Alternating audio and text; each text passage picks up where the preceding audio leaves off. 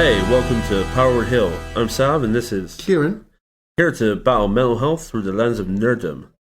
How have you been doing? I've been doing really, really well. Thank you very much for asking. I've been having some issue, like just sleeping recently. That's about it, really. What about yourself? I completely feel you with the whole sleeping thing. Apart from that, though, pretty decent week. Yeah. What have you been nerding about this week? Mainly Pokemon. I've been playing Pokemon. One of my first love. Yeah, so I hadn't played it since Gold and Silver, since I was a kid. Damn. So I was in primary. Yeah. I now feel old. Yeah, we're both old, don't worry about it. And I'm a year older than you, so I'm playing Pokemon Scarlet, so yeah, it's nice. A lot bigger than Gold and Silver, let's just put it that way. Oh, yeah, it's been going really, really well. What about you? What have you been nerding out? I literally just completed Spider-Man 2 on the PS5 this week. It was a really good continuation from the first game and Miles Morales. Actually being able to play as two different Spider-Man with very different power sets. It was really fun. And a lot of really cool new villains. There were some a bit annoyances with some of the ways they dealt with some of the villains, but we'll go. Fair enough. Why do we want to do this podcast? Should we speak to anyone or I mean, that's probably the best time to do it, being our first episode. Yeah. So, I think this podcast is just a way for us to help ourselves, each other, and everyone out there, really, with mental health and talk about some of the big problems and stigmas that go with it. Yeah, definitely. There's just the battle against those stigmas about mental health. And also just talk about nerdy stuff in the first place. Hell yeah. Yeah, because I'd say, Nathan, that being nerds ourselves, there's being nerdy kind of helps you along. With the computer games, Nathan were the first people who started to talk to people online and stuff like that. Yeah, old school clanmates on Unreal 99 on the PC. World of Warcraft for me. Back yeah, in exactly. that time, bit of World of Warcraft for a stint. Then all the crazy stuff on Xbox 360 playing Gears after school every day with a couple of mates. That was crazy. Gears of War. There was what else? There was Call of Duty, that kind of stuff as well. I haven't played Call of Duty in ages, but doing that. What other things, Nathan, is your games that really kind of just bring back a lot of memories for you? Magic the Gathering. Yeah, is a big one. Yeah, same. Me and a couple of mates, Jamie and Slater, used to meet up throughout the week, on a Tuesday or a Thursday when there were cheap drinks in the Griffin. Yeah. And we used to go in with our decks, play a couple of games against each other while we're laughing and joking at the Griffin. Really, really nice. Yeah. Now kind of gone back into that a bit more in the past couple of years, getting back into Magic and doing some pre-release events around my mate's house. Love it. It's been really fun. Yeah. How are you? I would really agree with the Magic the Gathering. It was very much of a formative game that helped me along. There was my mate Tom, my mate Keith, I just got everyone into it, really. But the main people, I've got three brothers, and each one of them got me into Magic the Gathering, really, and we were playing each other and stuff. And I inherited most of my brother Adam's Magic cards, so nice. He's "Do not trade this, do not trade this." But if you do not trade this, then I'll give you all my Magic cards. I'm yeah, okay. I trade this. It's under pain of death. Underneath pain of death. Yeah, exactly. I don't even know where they are right now. They're probably around at my dad's, in a attic somewhere or something, but you're going to get hunted soon. Huh? Yeah, they are.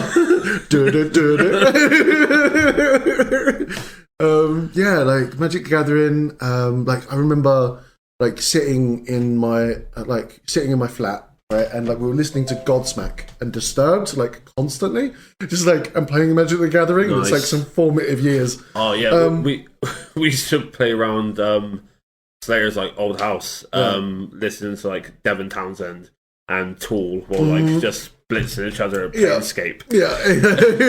Great. Yeah. There was then after that, I would say stuff like World of Warcraft really helped. I only really kind of got into that until there was, what was it? Wrath of the Lich King. And that's when I finished. Like I was like I once was sitting at my computer desk. I'd been playing it for 48 hours straight, and then I had a fit. That's not good. Hardcore.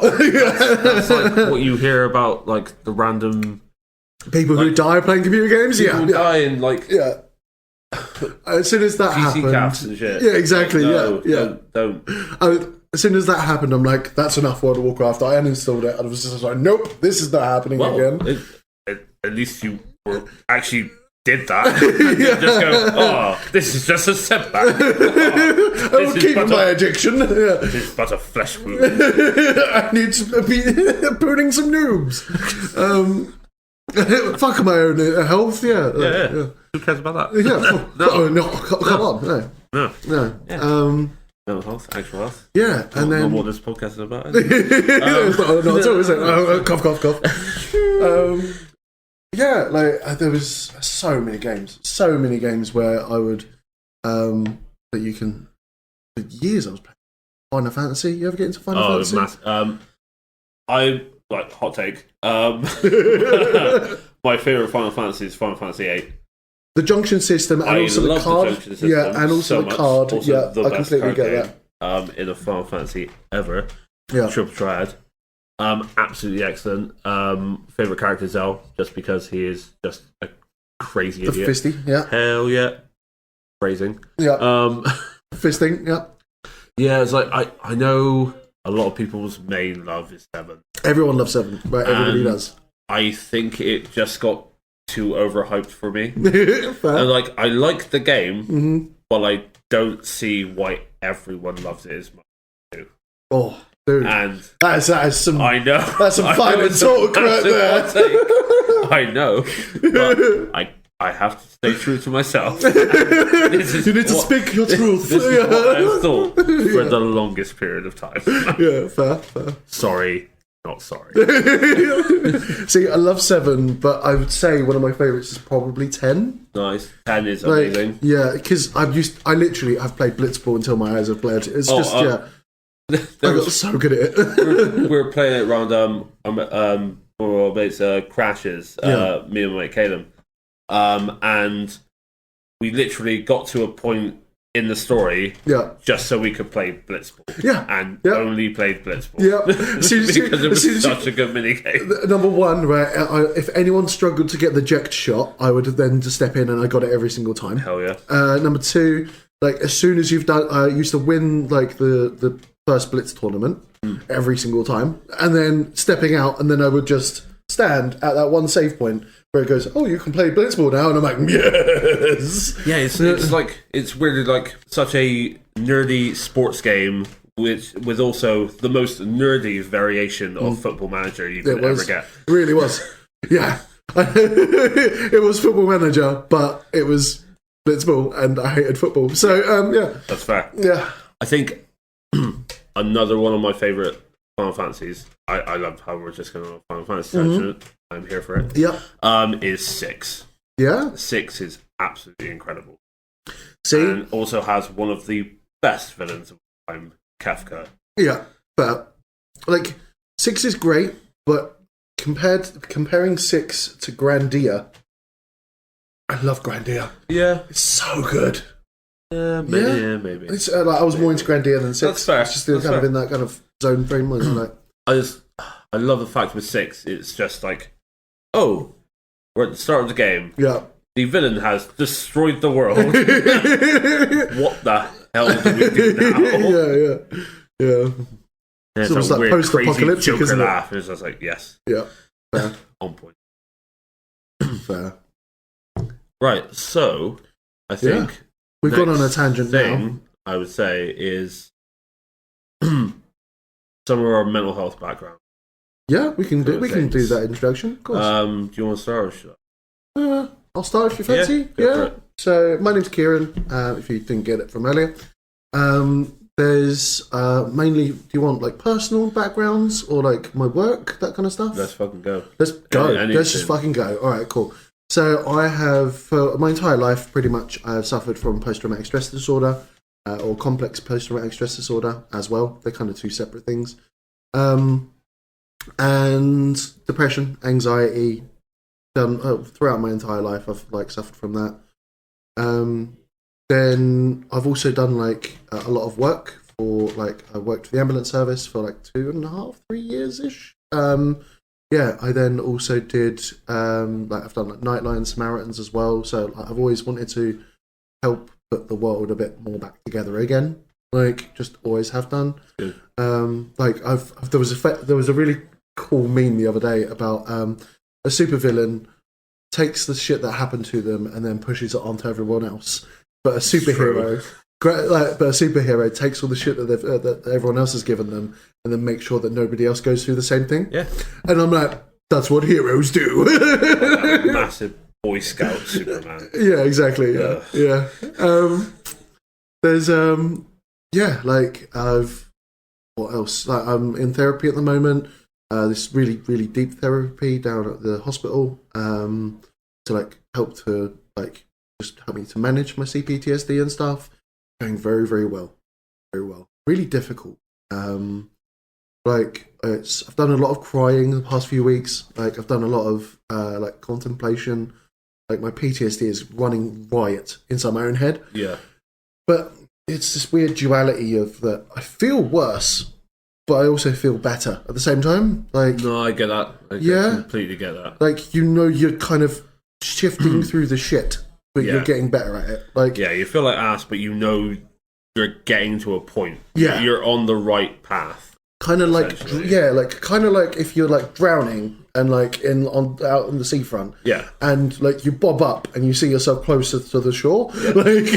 Like someone just thrown a life like exactly, yeah, and you've got something to, and you're like, I'm still in the ship, but I'm paddling now. And I'm not just drowning. Or it's a weird like analogy, but completely perfect. It's not being thrown into Cthulhu's embrace.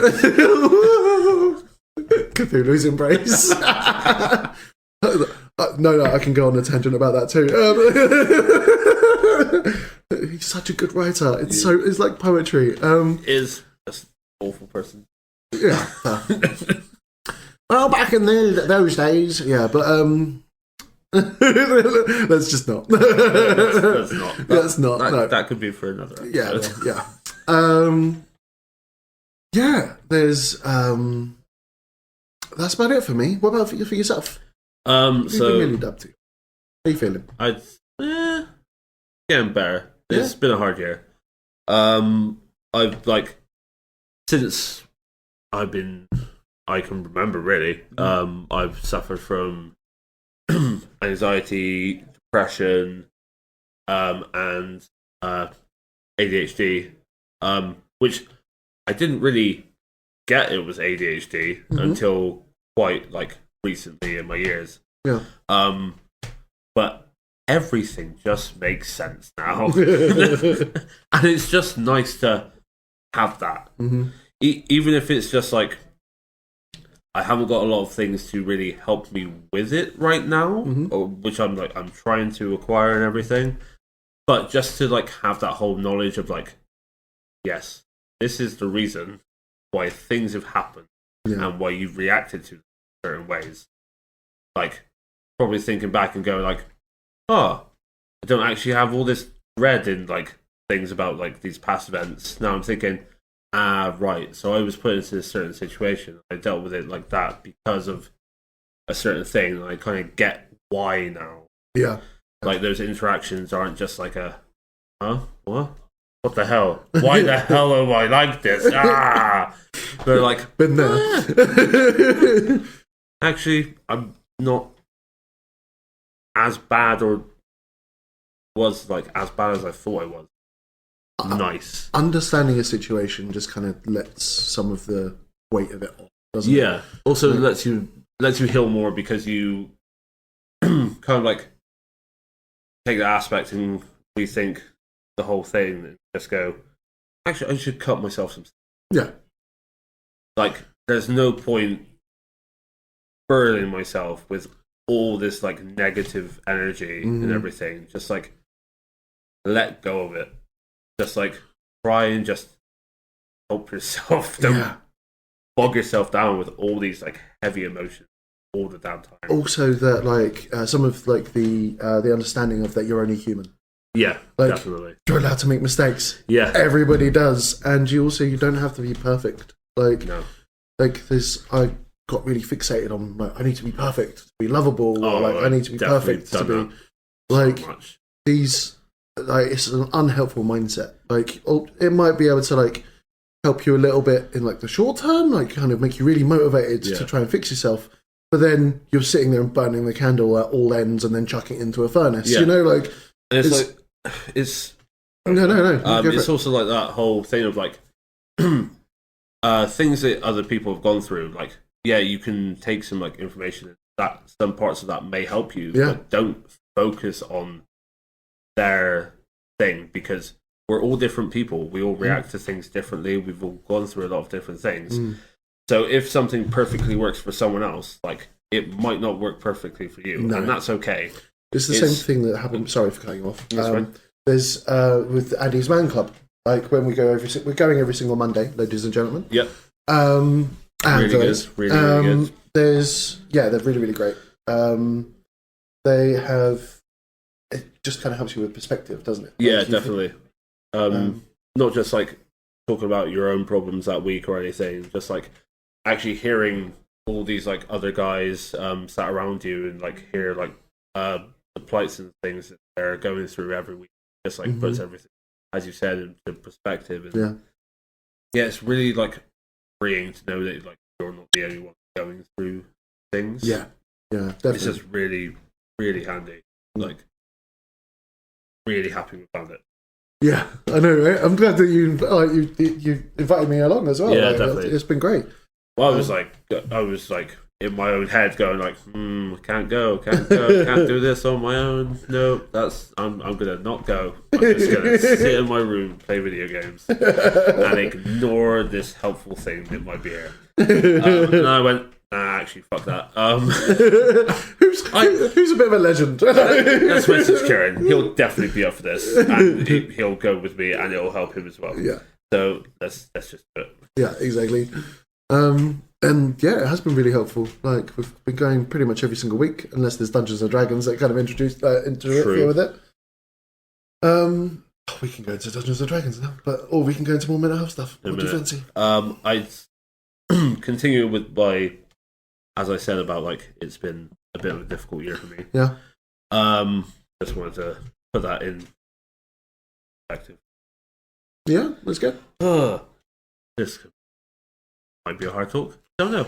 Only talk about as far as you feel safe. Yeah, that's fine. I will. Or I won't. Who knows? Let's go. So, yeah, it's been a difficult year. Had like a really good start to the year. Really nice. Just quite chill. Saw a few bands, everything. Then had a pretty brutal breakup with my ex, which messed me up from like the end of March, and I went on a bit of a self-destructive bonanza. Let's say. I don't know why you use that word, bonanza. But, hey, I don't know. It makes it look. It kind of introduces a more glitz and glamour, doesn't it? You're like, it's a bonanza. It has jazz hands. It doesn't have tears and alcohol. And it was definitely not glitz and glamour. It was definitely the second part. So that wasn't the greatest thing. But I know, like, at the start of it, I did kind of like need to go off the rails a little bit, but I was off the rails a bit too long. Yeah. And then as I tried to build myself up from that and kind of like saw the opening in the sky, I was like, cool, I'm getting over this. I'm starting to like properly heal and everything. And then my nan passed away. It's always a kick in the bollocks when you're trying to get back up again, isn't it? Yeah, it was literally like Steve Austin 316. It just ran into the room, grabbed me, and stone cold stunned me through a table. It was excellent. Yeah. Let's say. He's got a chair. Still got Steve Austin with a steel chair. Oh no! A boo. So yeah, that was So I've kind of been like trying to get past that. Had a few mental breakdowns. Yay. But it's like that meme and of like had a mental breakdown, kept going. Voila! What else am I gonna do? From Great British Bake Off, yeah. Crawl through the grapes. So yeah, I think I'm kind of like getting a bit better now. Like definitely on the healing curve up. I feel definitely going to Annie's Man Club. Definitely helps with that, and also that was a very big reason on why I wanted to start this podcast with Kieran as well. I know how bad things get. We both do. Oh yeah. And we just want to make sure no one has to go through that alone Or feel helpless. Yeah. Yeah, like I've felt horrifically hopeless many times, and it's awful. And hopefully we can just bring some respite to all of you listening, and just do our like little bits to help. Even though we are not mental health professionals, we are not at all. But we'll do what we can. We can at the very least even point somebody in the right direction. Hell yeah.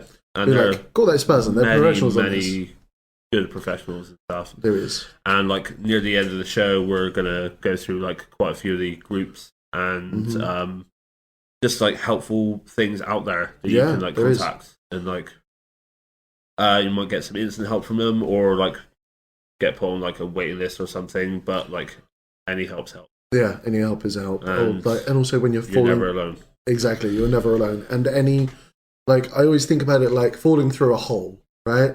And like you have to start grabbing at the sides to try and find any ledge that you possibly can do. Yeah. Like my year has been terrible, like absolutely terrible. Like I've become homeless.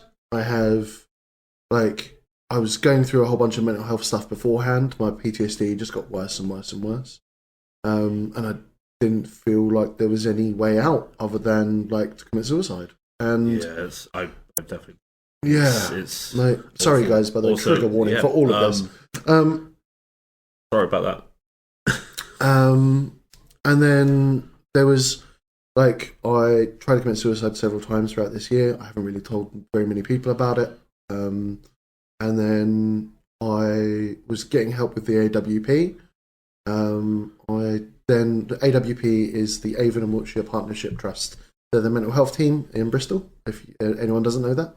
And then they helped me to like get a therapist at the hospital. I've got a care coordinator. I've got all these other things that are like in place to help me. And they're lovely, right? And they're absolute legends, and I wouldn't be here without them. And shout out to Lee and like and Ross as well, my therapist. Job done. And like I had to rebuild myself from the ground up. Like I was having mental health issues. My flatmate wanted to move in with his girlfriend, and then I just went completely downhill from there.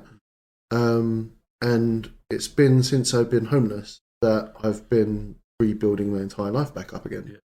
Must be incredible.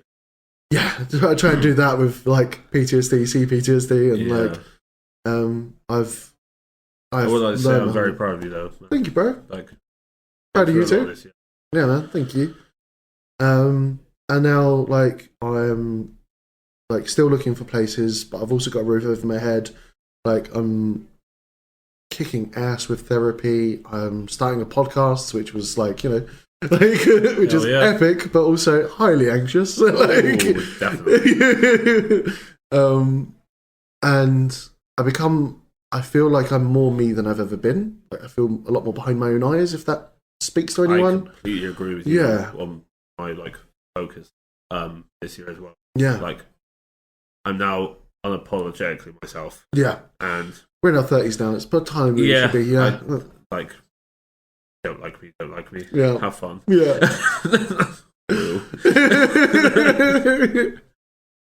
Oh yeah.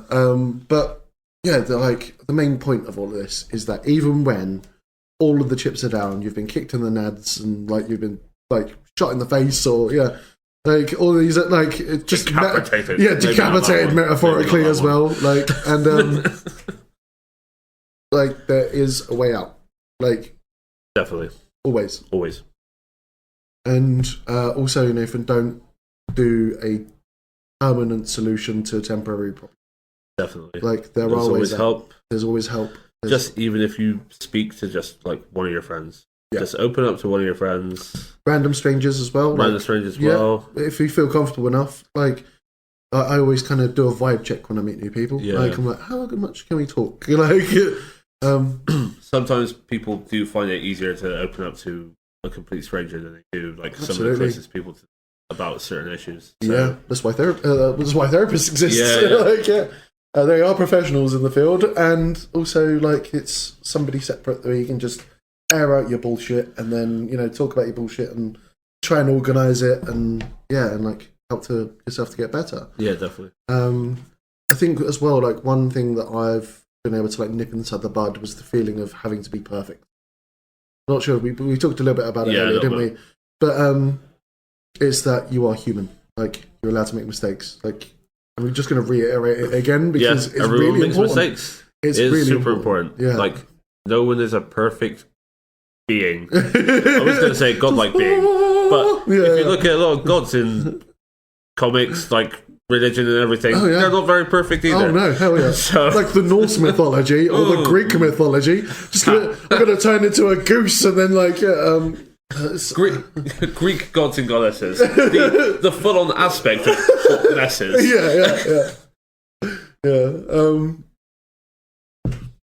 Right. What else to talk about?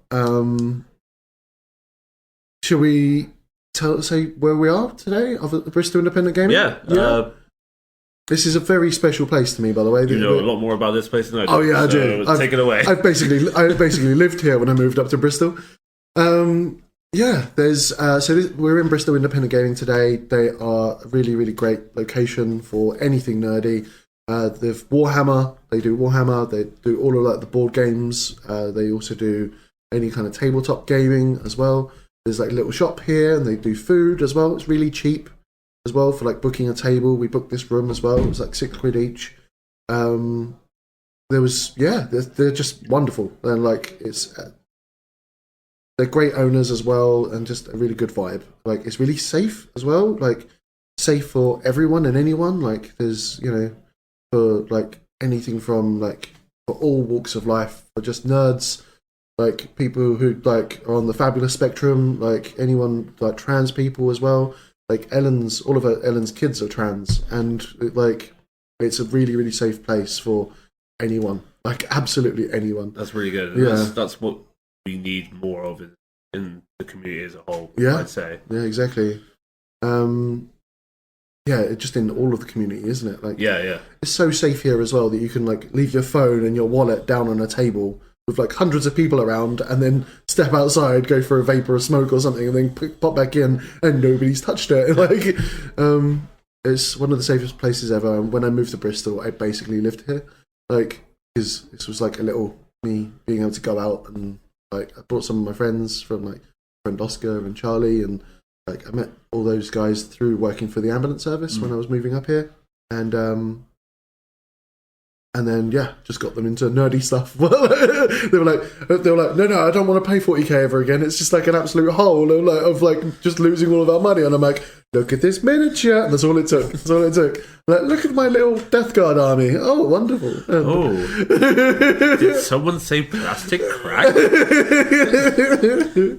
I know that all too well. Yeah. My very good friend Jamie is a tendency to find a new tabletop plastic miniatures game and then buy everything to do with it. And sometimes you might even take it out of the box and paint it or put it together.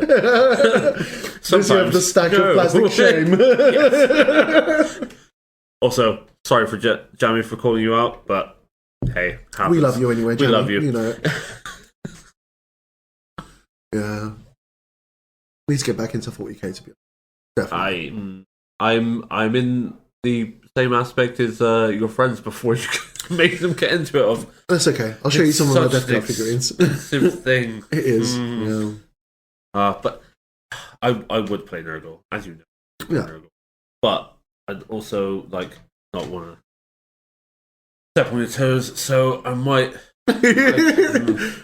There is another Chaos God who I do very much like, and that is Slanesh. The god of sex, drugs, and rock and roll. Hell yeah! So maybe, who knows? I'm also very tempted on Tomb Kings in Old World. Oh, okay. They look awesome, and I've been reading a lot more lore about Tomb Kings recently, and very interesting. There's a lot of Civil War stuff because they don't all agree or anything. There's pharaohs that you want this completely different. Yeah, the Cetra and they all hate each crazy. Other. Yeah, it's very much like Von Carsteins though. Von Carsteins and they all just hate each other. Vampire lords with some of their biggest betraying dickheads. Just backstabbies. Yeah. Almost as much as the Skaven, but no, that's another level of backstabbing. That's all of the backstabbing. That is backstabbing the army. All of the backstabbing. Yeah. Oh, we could go into Warhammer now. We could just go on a weird deep dive. That's going to be another episode, I think. Yes. It's going to be an entire episode where we can go into Warhammer. I think we have a great guest in mind for our Warhammer episode anyway. Yeah, we do. So we'll definitely hold some of that for then. Yeah, we will. So, did you want to go a bit deeper into maybe some of the other nerdy stuff you've been doing? Or more focused onto what your Pokemon team is? Oh, my Pokemon team. So I don't even know what my Pokemon team is now because that's a good start. Yeah. Because changing over from the normal game to the DLC, right? I'm restarting all my Pokemon team. Kind of remade your whole thing. Yeah, I've tried to complete as much of the Pokedex as I possibly can do with my friend Danny. And then she just keeps sending me Pokemon to be like, you needed this, Kieran. I'm like, what the hell is this Pokemon? It's so cool. Actually, hit me up because I've still got a absolute ton of shinies on my Pokemon Go, and I barely use it. So you may have some shinies heading your way if you want. I don't think that Scarlet is compatible with Pokemon Go. We'll find a way. We will find. Yes, but I've recreated my entire team, and I'm going to be picking it apart as well.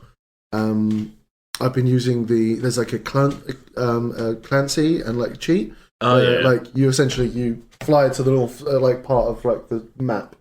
You stand there, pull out a picnic, and then you eat just a ham sandwich, right? And eating the ham sandwich that gives you a benefit. I think I've seen a bunch of popping out a whole bunch of Clancy's, and then you're just farming them. They've got really, really high special defense. So any kind of cast of any kind of your abilities doesn't really affect them. But if they're physical damage, you're just you've got they're level 45.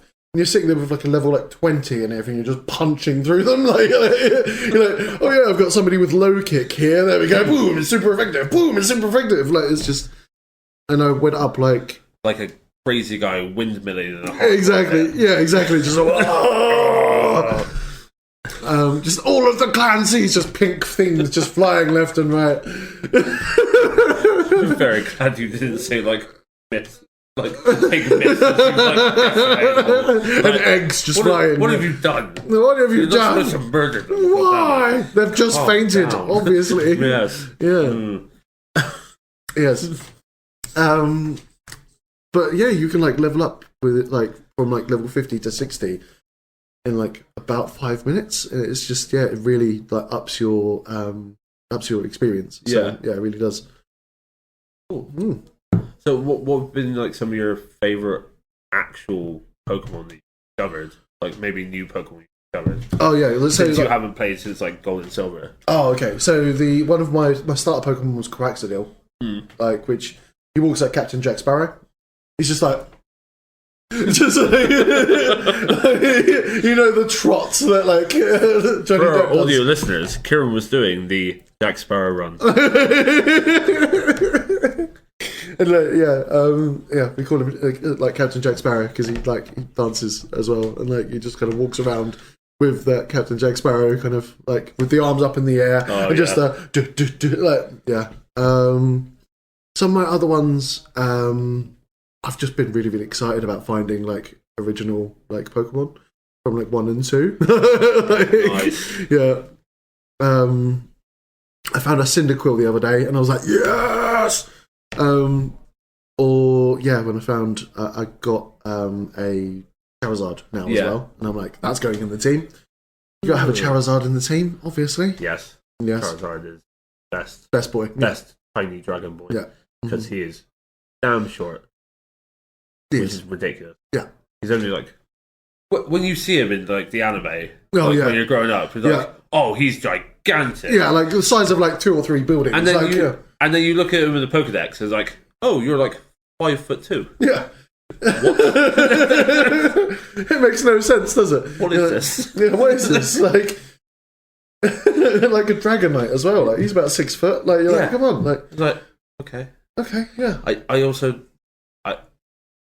I've also never got why Dragonite's taller than Charizard. Like, it's weird, isn't it? But that might be why Charizard's always so angry. Like short man syndrome. Yeah, maybe. Short dragon syndrome. So you short dragon king. Yeah.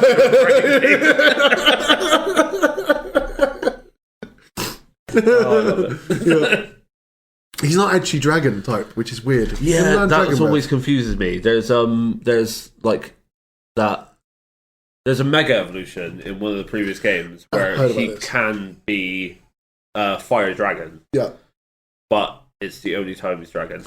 Yeah, so okay, but he's the most dragony Pokemon ever. Like he should be the only dragon type, like dragon Pokemon. Like, in my humble opinion, which it always confused me with Dragonite because.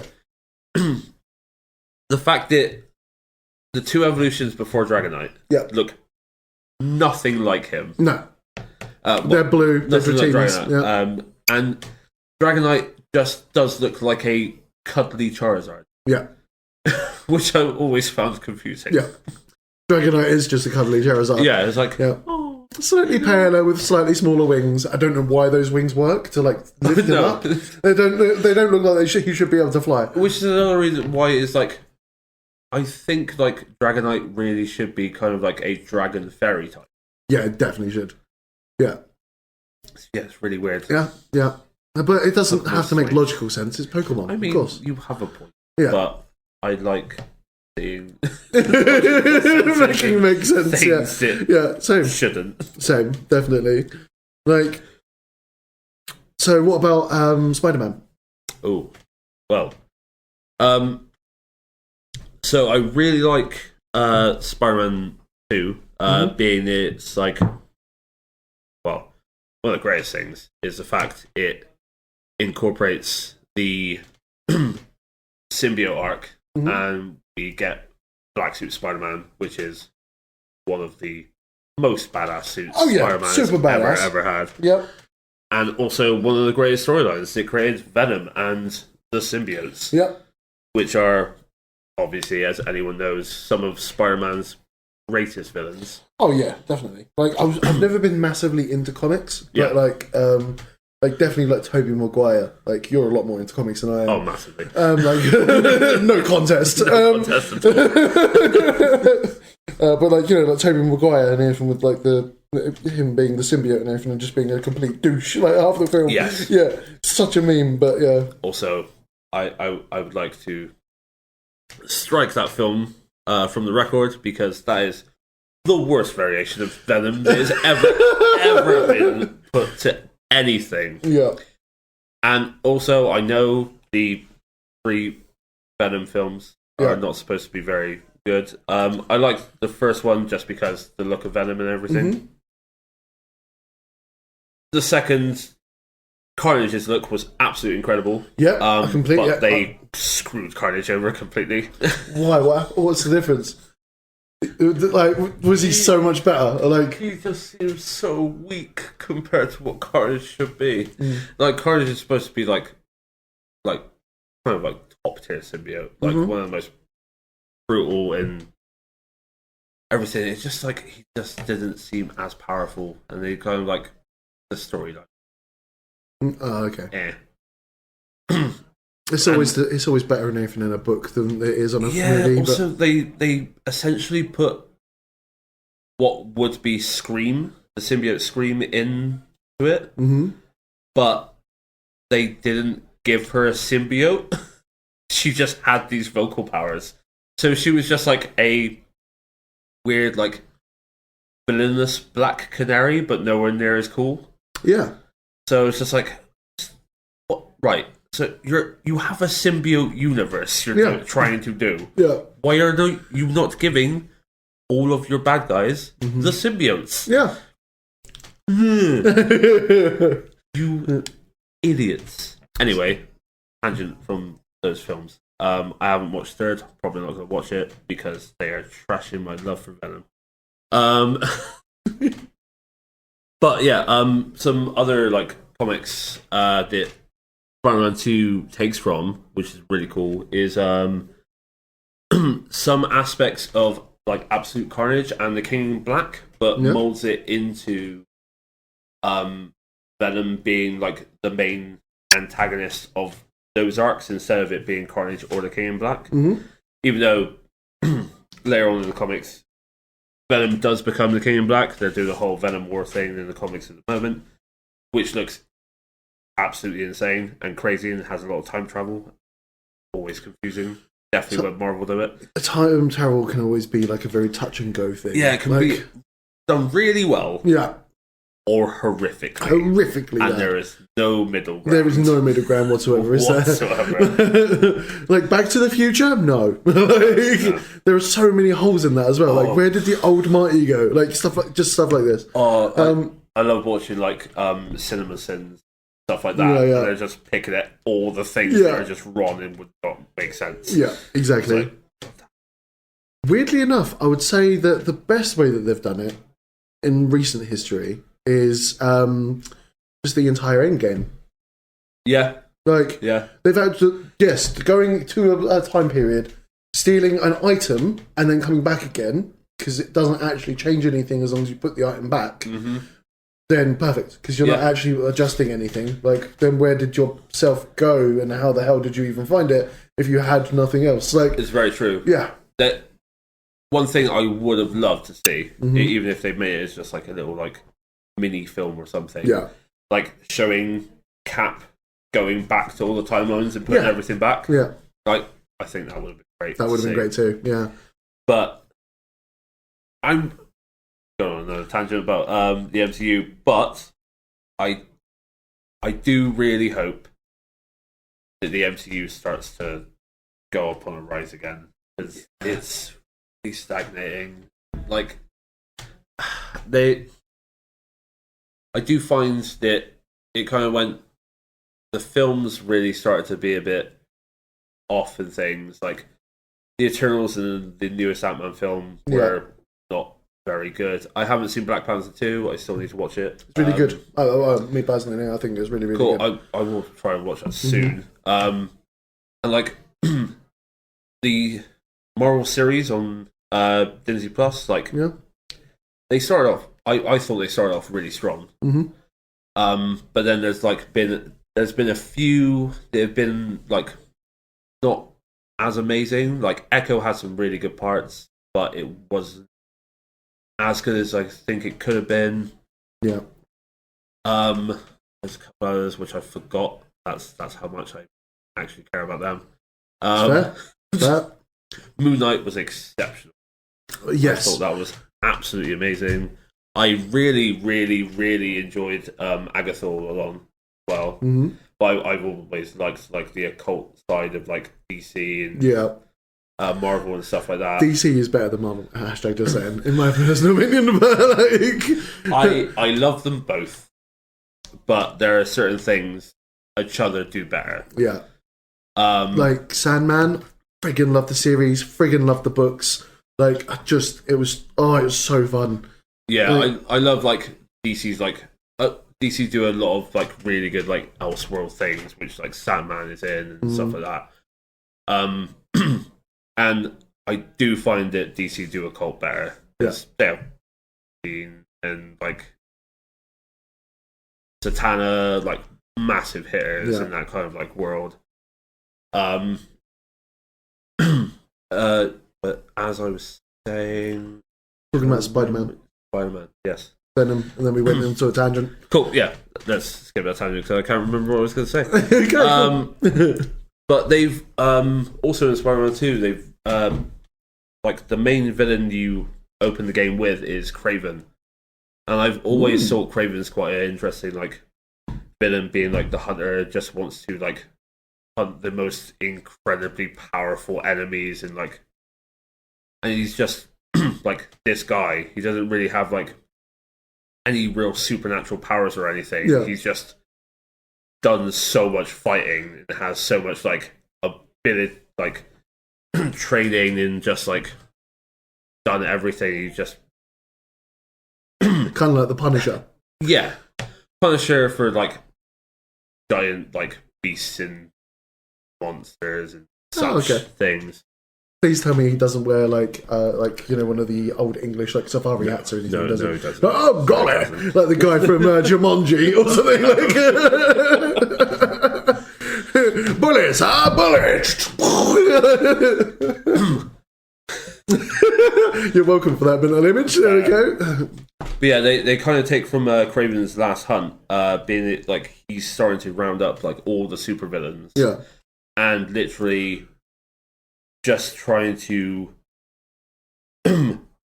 have like a one-on-one contest with each of the supervillains to see if they're powerful enough to take him down. Nice. And he just wipes out I think 3 of Spider-Man's rogue gallery. Whoa.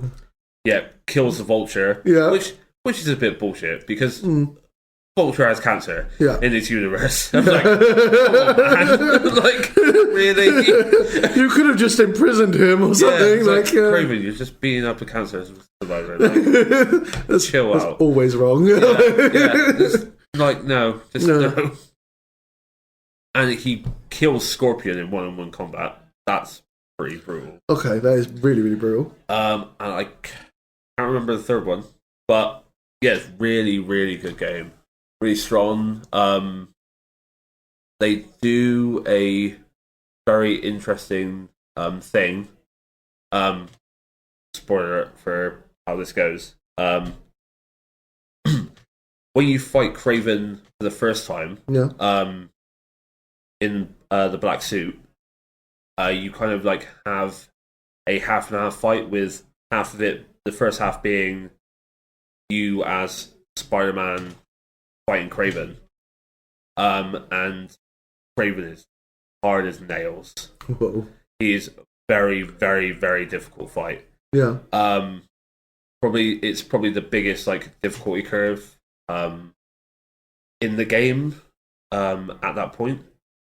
And then after you defeat Kraven, it then turns into a whole Peter Parker's black suit, Spider-Man's going a bit nutso and properly going to kill Kraven. Yeah. And then Miles steps in to try and like get the black suit off him and like really start like the whole ends to the black suit Spider-Man symbiote arc and begin the Venom arc.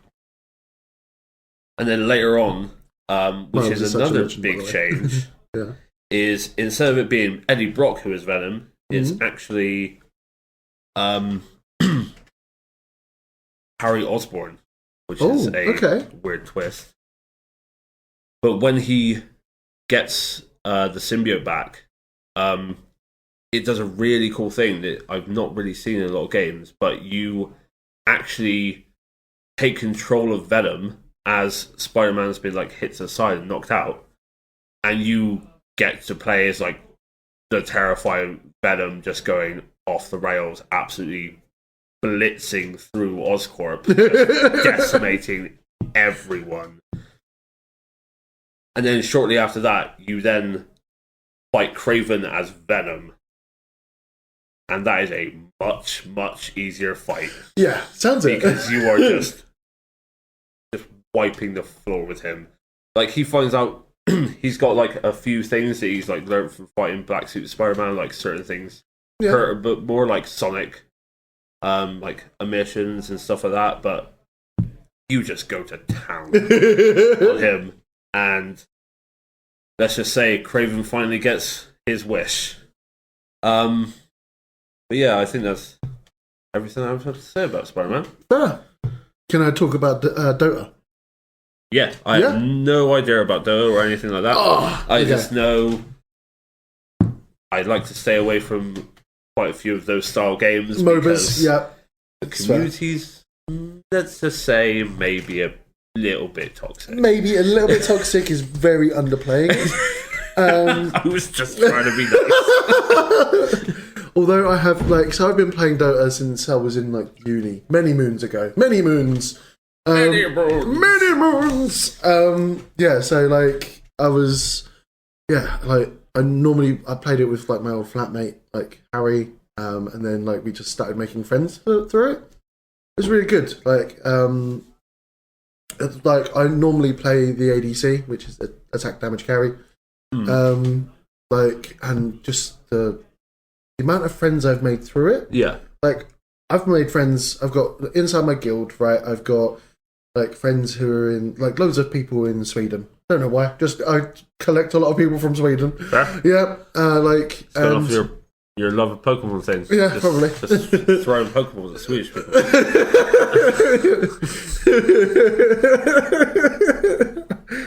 That's not a way. They'll be like, why you do this? Why are you doing this? Can you stop? Yeah, like, I've made, like, a whole bunch of friends who, like, live up north, and, like, a few people in, like, England, and, like, a few people in Wales, they're just all over the place, and some of them are, like, some of my closest friends, to be honest.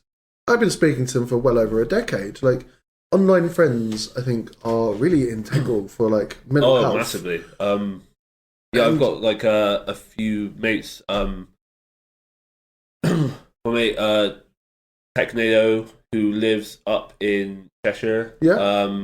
He used to live in London, but, like, moved up a couple of years ago, and we used to play, like, me, him, and Kilpay, my mate Dave, that I used to work with, play literally everything together. Yeah. Every single game, we just, like, all buy and then just, like, go through it if there's a co-op option, or, like, hit each other up in multiplayer. Or whatever. Just, it's just, like, nice being able to grab that aspect of community in that way this day and age. Very much is.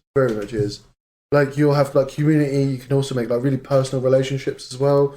Like, I've got friends and everything, like, who, like, Happy, who, like, just live, I can't remember his name, it will come to me in a moment.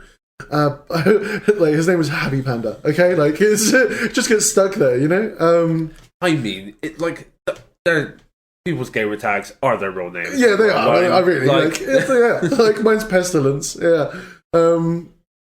There's like, honestly, like, I play with him and also his wife and Pookie, and we, like, you know, I know everything about them, and I've talked, like, really in depth with everything from, like, mental health to things that they've been through, things I've been through. Like, there's my mate Show. There's loads of people, like, so many people online where, like, we have kind of we've spoken really, really deeply about stuff with, like, just because you have the ambiguity of not knowing who it is, but also you've got that emotional closeness at the same time. Yeah, like, massively.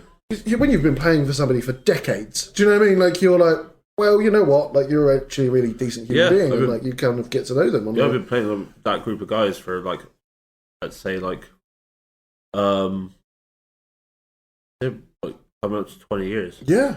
Like I've got friends who, like, other than my brothers, of course, all three of my brothers I've known my entire life. But like, and Crazy how I it know, works. right? I know, weird. But they're all over the country, so like Yeah. we're not like physically close, but we are emotionally close. And like, you know, we sit there and we kind of go, "Hey guys, who wants to have a game?" Like yesterday, and I know we went clubbing, but I literally got a message from all of them going like, "Oh, do you want to play some Valheim?" And I'm like, so much right now, but I'm going like literally, like, I'm sitting there putting on my shoes on my bed, right, and I go bink, and like, my little Discord and everything, like a notification comes up on my PC, and I was like, "That's my brother Simon." Oh fuck! And I go on there and I'm like, "Hi guys, love you, but yeah, I need to like nip out now. I'm going clubbing." I'm literally just putting on my shoes, but like so much I wanted to cancel last night. I was like, "I want to play Valheim. I'm such a nerd." Sometimes it's good to get out. Sometimes it's good to stay in. But Yeah, I think yeah. yesterday like had a lot of fun going out. So I It don't was regret fun. anything. It was fun. But Yeah, I haven't been to a rave at Lakota in like 10, 15 years. yeah, I haven't like I haven't been clubbing since I was New Year's about 8 years ago down in Exeter, and that was like New Year's Eve, and I was with like a group of people, and I'm like, this is terrible music. It wasn't really like Lakota last night. It was more like, you know, just the worst top 20. Oh, no. Yeah. No. It's like you're... I felt displaced. It sounds like it. Yeah. I'm like a metal wizard. Like I can't be seen in such places. This isn't me. This is beneath me, sir. How dare you. Give me my books on magic. Or back in my hometown collecting on Sea in Essex. But that was like every weekend, and I was in my early 20s. That reminds me of mates before the Keller closed. Rest its soul. Is that a pub by any chance? That's a club that used to be like around the kind of like centre of Bristol, near where SWX is now. Yes. And the NCP car park. Oh yeah. Yeah, you know where the axe throwing place is. Yes. Yeah, that used to be the Keller. Oh wow. Okay. And that was like where me and like most of the like alternative like community in Bristol used to either go to the Griffin or the Crown to like have some prees at a pub or something, and then we would finally all congregate at the Keller for their like metal nights that were at that point in time every Friday. Wow. So it was like every Friday there was somewhere to go on a Friday night till 3 a.m. It's like, yes, boom, this is perfect. Yeah. Now all our venues are dying. Sadness. But you are so lucky that you grew up in a city. Yeah. Like, I come from a tiny little town, which is the arse end of nowhere, right? And there's like 3 clubs-ish, mainly 2. Yeah. There was 3 when I was younger, like, or 4. And there was only the Rocking Horse, which did, like, just, that was able to, like, you know, did a bit of an alt night. Yeah. But then that was just before I turned 18. Like, I went in there once, right? Maybe twice, like half a dozen times maybe. And but then they closed down because of they had a massive drug scandal. It was just it was terrible. Classic. So then there was like there's quite a few pubs along the seafront, but they're all like just the worst pubs. Like it's just Yeah. You know, I come from where chavs are born. Like, but I see. Yeah. I see what you're saying. Let's see what you're putting out. Yeah, I had no place to feel safe. It was just the worst top 40, and like and then like you're like, okay, cool, that's fine. And there was nowhere that you could go really. Like there would be nights where like there was like music. There was a few people who were trying to like get out some like live music. That was kind of cool. Like they were like basically from like Bolton on the Knees and Harwich, like right the way down to like Point Clear and like just along the seafront basically. And they were just like you'd have like a live night every so often where everyone went. I knew it was like I think think like if you're in that kind of like small, very like tight knit community kind of thing, like you're gonna see everyone there. Because the only thing goddamn exactly. Like, there's like 20 people who are like really into metal. That's about it, and they're all my friends. But it's gotten a lot better since I left. Like my mate Stefan started, and my mate Liam, who were my old schoolmates. Of either me or my little brother. There's 2 schools in Clacton, and they started an alt night every single weekend down in Clacton. So it's actually getting a lot better now. So that's really good. There needs to be more scene growth and more like alt stuff, venues not stuff. Closing down and stuff. Like because what was it like in Bristol? Like was it like a month or 2 ago? We just found out that Marble Factory / Motion is closing next year, which is a massive hit to Bristol's nightlife because of another thing where the people who own the land want to sell to a property developer who's going to make probably like houses and things that are going to be way too expensive for anyone to actually live in, and they're just going to stay dormant for forever. that or rich students. And then last night, found out a great venue in Cardiff, the Moon, is closing as well, which is a massive hit to Cardiff's nightlife as well. Yeah, like I've got to say, and if it's a lot better to find your tribe in a large city. Like there's anything for everybody. Like and everyone's all mixed all in one place. So like there's no real kind of like no real issues or anything like but it's a massive knock on for like some of the nightlife. As long as like we've got the Griffin and downstairs as well. I can't remember what that place is called. Zed Alley. There we go, Zed Alley. As long as we've got the Griffin and Zed Alley, I'm pretty much okay. Griffin, Zed Alley, lanes. 45. That's got some good stuff it does. on it every now and again. Like what I would like to say, because music is a massive help to mental health and like finding a tribe and all that kind of thing as well. Very much so. So one random part I would love to really bring home in this episode is please support your grassroots venues. It's not just because that's like where like the birth of every scene really comes from. Where like newer bands and newer artists are able to actually like show like their own music and everything, and like gain like people's like just like people's support and everything. But also like all of the biggest names that you love seeing in these crazy big arenas and everything. I was going to say something about Ticketmaster and Live Nation, but let's skip that. I will rage. All of them started in these grassroots venues. If you do not support them, like you're just wiping the scene out. Really. I remember seeing Cradle of Filth and the Hole in the Wall, which is so. I come from Clacton-on-Sea in Essex, obviously. So Colchester and Ipswich is just around the corner, and that was the only place that you could really go to see a metal night. And I remember as a kid, like quite a young kid, like going to see Cradle of Filth and the Hole in the Wall.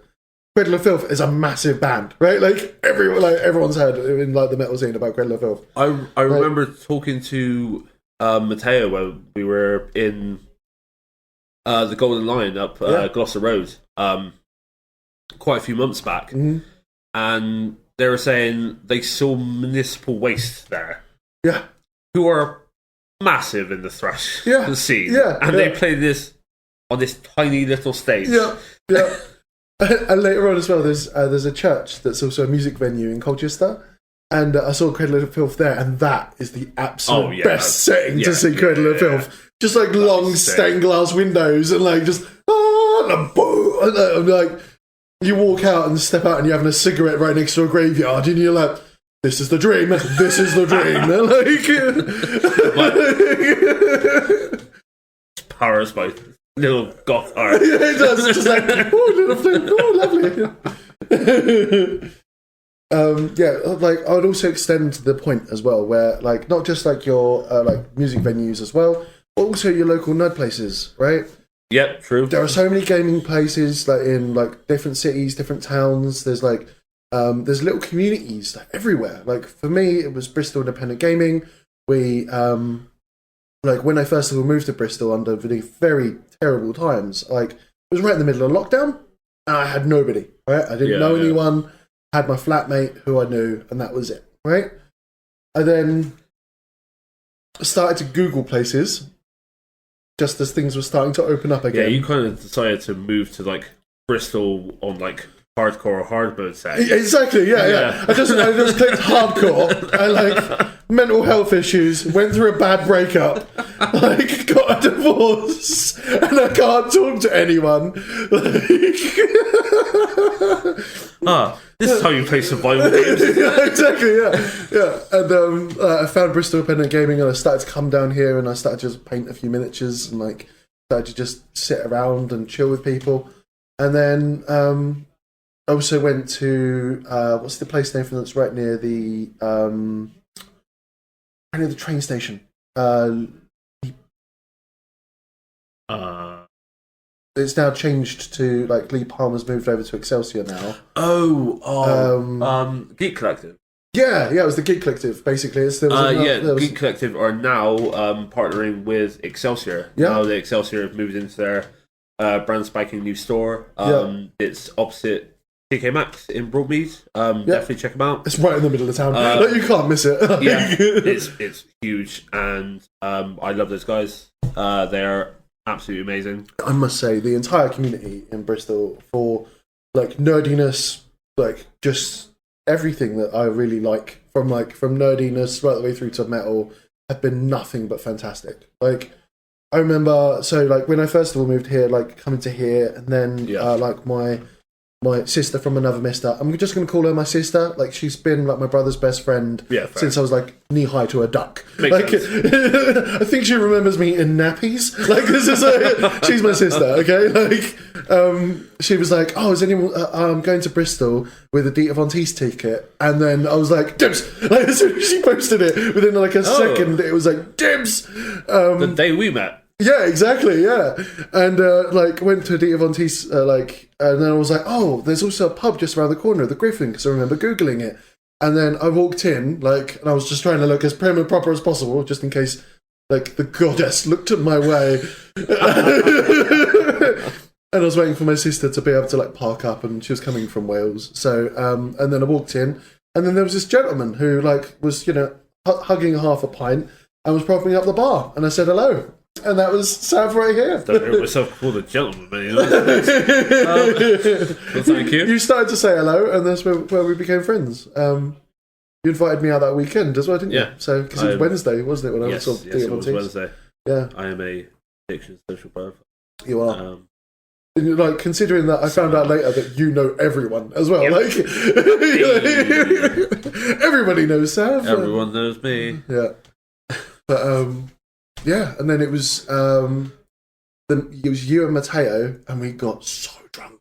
Yes. So unbelievably drunk. Yes, because we went to Tyranny. We went to Tyranny, and Matteo was feeding you shots. Yeah.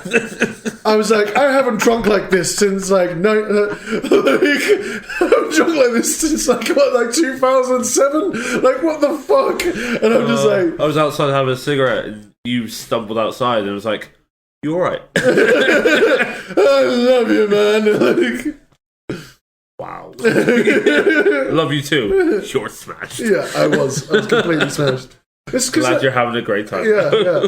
Like Terry literally was like, "Oh yeah, let's get you another shot. Let's give you another shot." And I'm like, "I don't think I can have any more." I got home in the end though. I always get home. That's the main thing. It was, yeah. I walked all the way home, like right the way up the hill, and yeah, it was a messy night. I'm just glad you messaged me and like when you got home. Yeah. but introduce never ever be afraid to get up and get out there. Yeah, definitely. You meet some wonderful people, present company included. Really wonderful people. My brother from another mother here. Yeah. The people can't see what you're doing. They didn't see what you were doing when you were doing your little Jack Sparrow run. Well. Yeah, true. Yeah. Sav patted me on the shoulder and he meant me. This beautiful man right here. Yes. Yeah. But yeah, definitely get out there, go to your grassroots venues of all types, be it for music, be it for gaming, and even it's just to find some more of your tribe and connect with some people. Yeah, definitely. It really helps with it'll really help with your mental health and everything. Very much does, and I think this also very, very lovingly avenues off to social anxiety. So I've suffered from social anxiety for quite long periods of my life. I was a mute for long periods of time as well. And now I'm doing a podcast where I'm talking for a living. Where I'm talking. But when I was growing up, I was insanely shy. Yeah. And I barely really spoke to a lot of people at all. I had maybe a very close knit group of people I would speak to, but apart from that, no one. No. I was very sketched out a bit about social interactions, and I was petrified. And now that is completely turned on its head. Yeah, exactly. Same here. Now I will talk to literally anyone until I either run out of breath or I'm exactly the same too. Yeah. Or they walk away going, "What the hell? Please stop talking to me." What was that? No, most of the time, the interactions are always positive. Yeah, definitely. I've talked to people and I've freaked them out a little bit because I'm so open, and but it's their problem, not mine. Yeah. I've just been "Hey, how you doing? Yeah, cool." Make sure you keep while I'm having a cigarette or something outside, or just pipe up a conversation with somebody. But a lot of people are really nervous, and they're one, I always think it's not my problem, it's theirs. Two, as long as they're okay, then it's no harm, no foul. Yeah, that's fair. And that's been my worst ever interaction. When I've opened up and said hello to people, and that's just them having to walk away. They've just kind of and they've walked away. That's it. Yeah, that's fair. Exactly. And you're fair enough. You're having some problems, or you don't like to talk to people, or maybe you're a massive introvert. But I also know that I'm very, very big and a big personality as well. Can be over the top of people. But that's true for both of us. Yeah, it is. Yeah, I mean, you walk into a room and people are whoa. But there's most 99% of my interactions with people have all been positive. So don't be afraid to just get out there, just start up a conversation. Even if I started off with just saying hello to people and then walking off again. I trained my social anxiety out of my with conscious effort, and and I read a lot of books down at the library about social anxiety and how to cure it, exposure therapy, and all the rest of it, and it seemed very clinical, and most of it was me getting out, saying hello, keeping myself feeling emotionally safe in an interaction. Only pushing myself as far as I can go, and then trying a little bit more the next time. Yeah.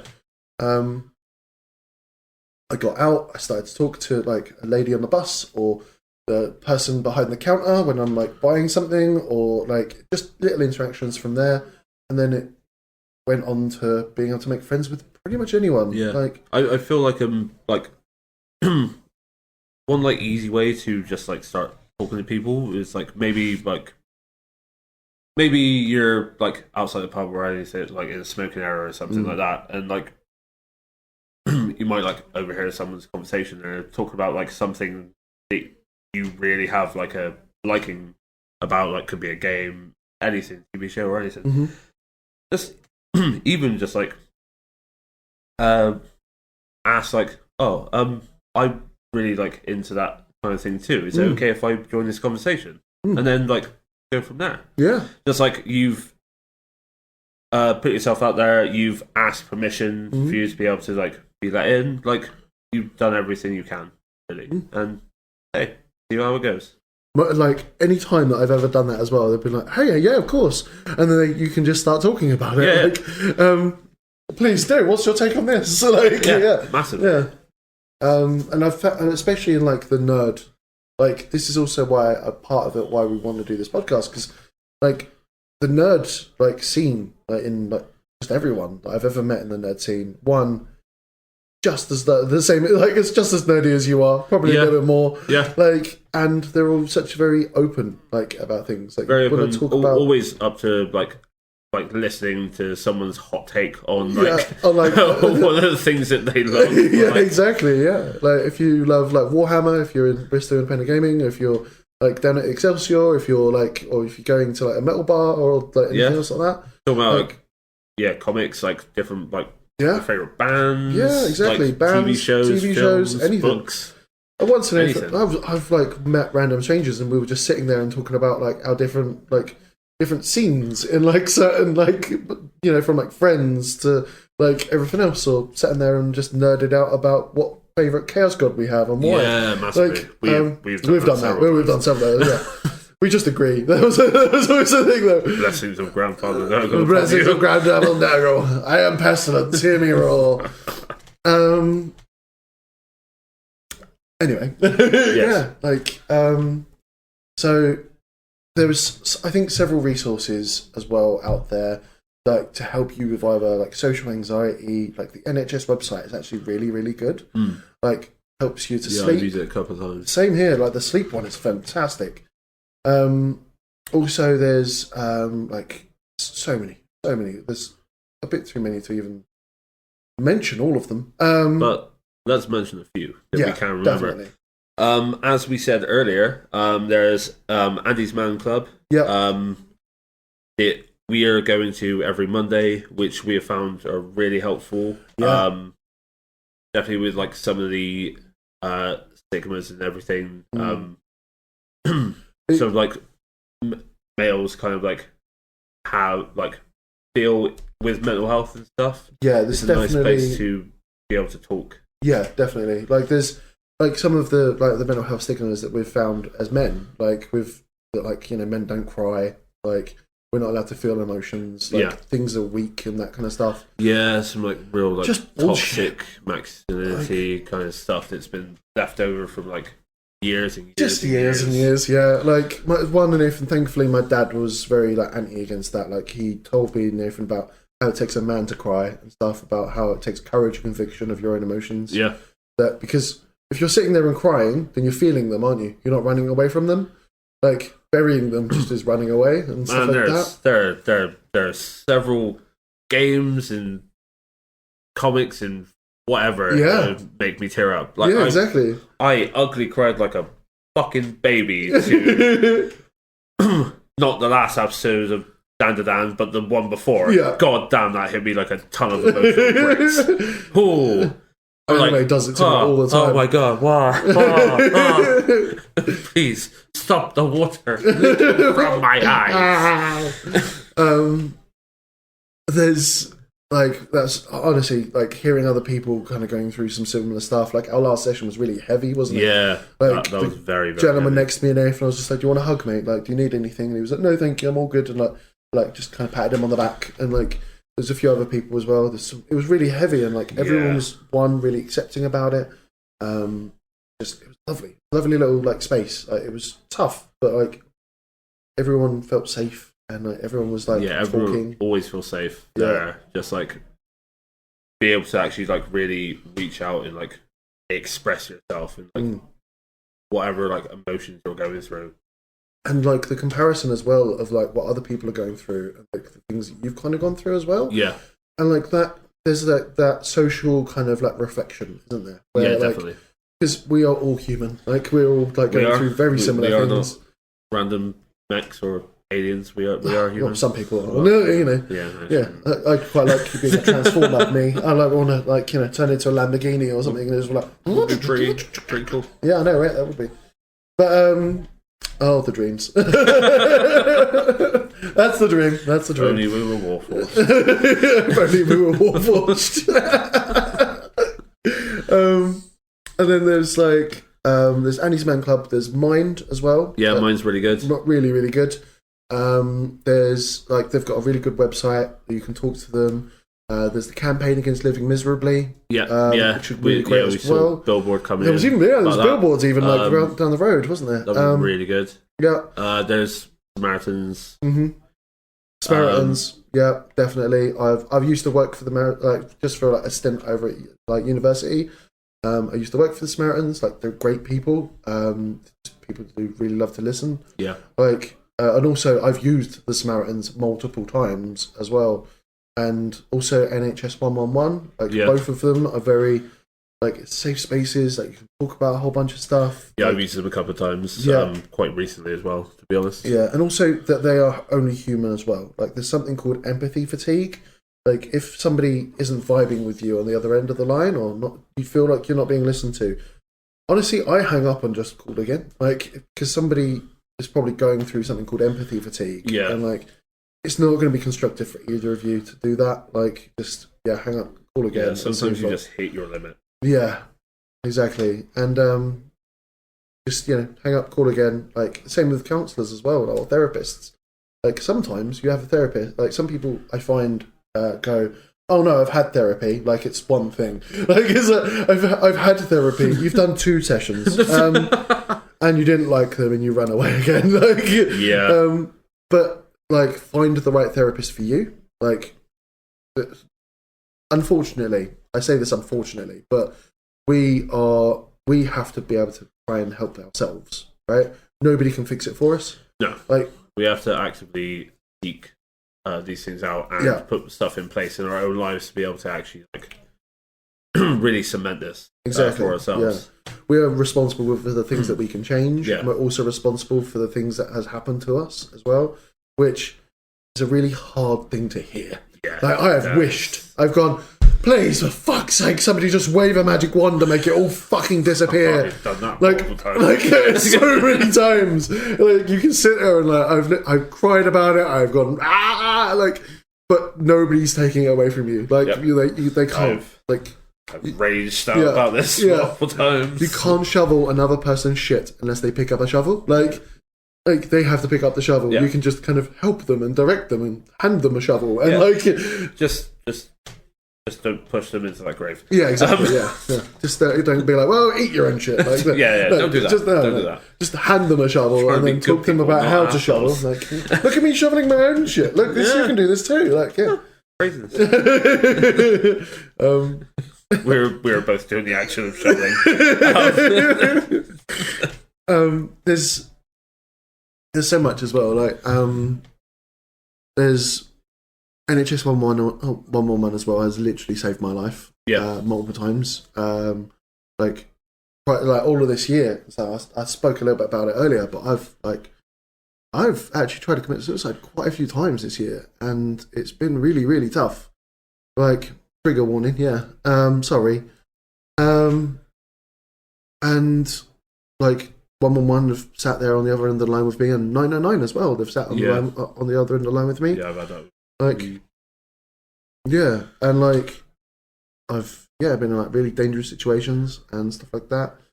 And there's always help out there. My main point. Yeah, is that, definitely always help out there. And also, so many places you can like look up or phone or anything. We're going to put another like post out on our social medias about like places that you can contact if you ever feel like you're in danger to yourself or anyone around you. Yeah. Just to try and like give you what you need to like help yourself. Yeah, exactly.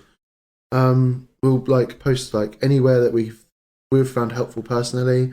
Like, we're not professionals, but at least we've been through a lot of stuff, and there might be things that we can share with you that can help. And that's the main thing, is what we've made this for, and we're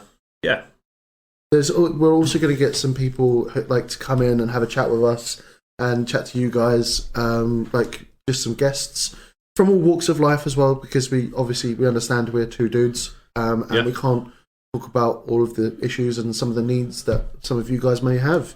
Very true. Like, we're going to have girls in, we're going to have trans people in, we're going to have gay people in, like, all of our friends, basically, like, all of the rainbow, all of our friends come in and just to start chatting about their own experiences. Talk about their own plights, their own experiences. Some of their own nerdiness as well. Things they love. Yeah, exactly. And everything like that.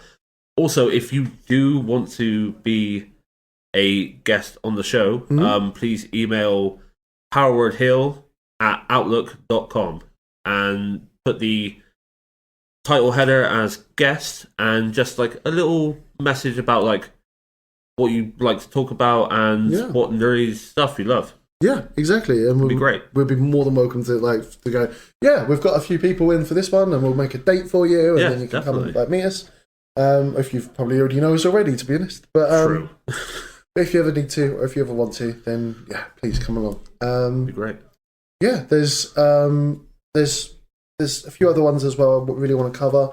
If anyone is going through any just any gentleman specifically are going through abusive relationships, there's also a team of people called the Mankind Initiative. You told me a lot about them in the past. They really helped you. They have really, really helped me. Like, they helped to set me up, but up in Bristol, they talked about things. I've gone through like abusive relationship courses with them. They helped me to get like my feet underneath me when I first moved to Bristol. They're called the Mankind Initiative. Any men that you know that are going through an abusive relationship, please just get in touch with them. The Mankind Initiative are amazing. Also, when you're in that situation, for somebody as well, a woman as well. Like, I had a woman who was sitting there and being like, "This is not fucking acceptable, Kieran." I'm like, what? Okay, okay. Like, sometimes like your boundaries are completely gone, and they're like somebody to advocate for you, and you're like, "Yeah, you go, girl." It's just like, and you start to like kind of go, "Oh yeah, that wasn't okay. Okay, that wasn't okay either." And like having somebody like inside your corner, it can just only take like one person being in your corner for you to really rethink some of the things you've been through and go, "Oh wait, no, I shouldn't have been treated like that." Yeah, exactly. Like, that was wrong. That was fundamentally wrong. Why was I putting up with that? Yeah, so that comes after. Let's go forward and never have that shit. Never have that. Yeah, I'm never having that shit ever again. Like, somebody will be yeeted out the window before that happens. Just like, or I'll be jumping out the window. Right, maybe don't jump out the window. Yeah, maybe not. Yeah, ground floor window. That's fine. Yeah. Just Kool-Aid man. Just Kool-Aid mine. Oh no! Fucking Kool-Aid man. Yeah, exactly. Just like, oh no! Oh no!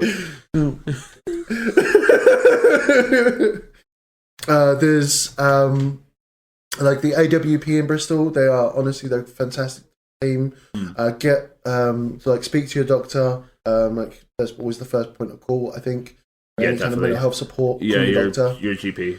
Your GP up.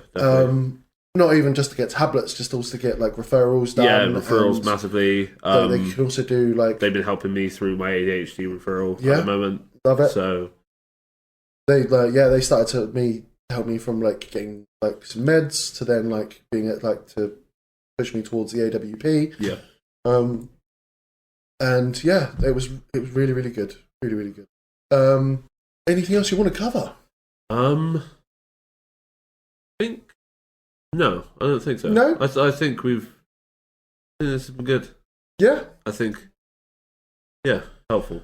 Yeah. We've now been talking for about an hour and a half, and thank you ever so much, guys, for listening. Yeah, thank you. It means so much to us. Oh, it really does. You can contact us by email or on our socials. All that information will be on our Facebook page.